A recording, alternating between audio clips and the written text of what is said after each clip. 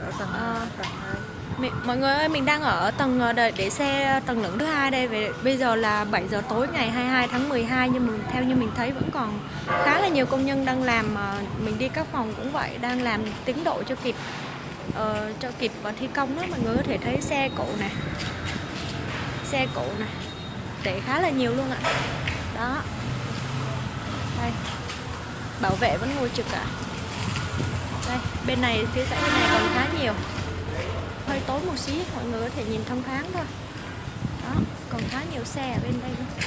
Đó, mọi người nhìn thông thoáng ở đây nè, phía xa kia còn đến mười mấy cái xe nữa.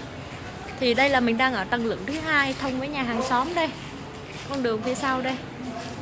Ở đây theo như mình thấy thì tổng cộng còn khoảng phải tới gần gần 50 cái xe máy đang thi công. Chào chú ạ. Dạ, con tham quan chút xíu chứ. Cái anh này mình quen ghê á.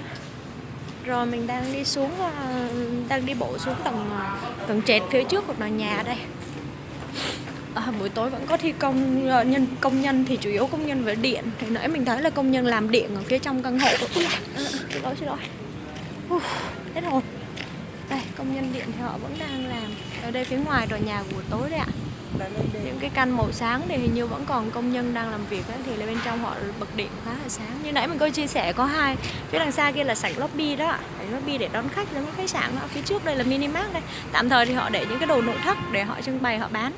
Tuy nhiên là khoảng 3-4 tháng nữa khi có cư dân tòa nhà ở thì họ sẽ chuyển đổi công năng sang minimart rồi siêu thị. Dự kiến là Vinmart sẽ khai thác cái minimart này. Đó. Ở trong kia vẫn còn xe công nhân rất là tốt. Đây, phía trên đây, những căn sáng đèn hầu hết là những căn mà công nhân đang làm điện phía trong. Đó, khá là nhiều ạ. Rồi, cảm ơn mọi người ạ.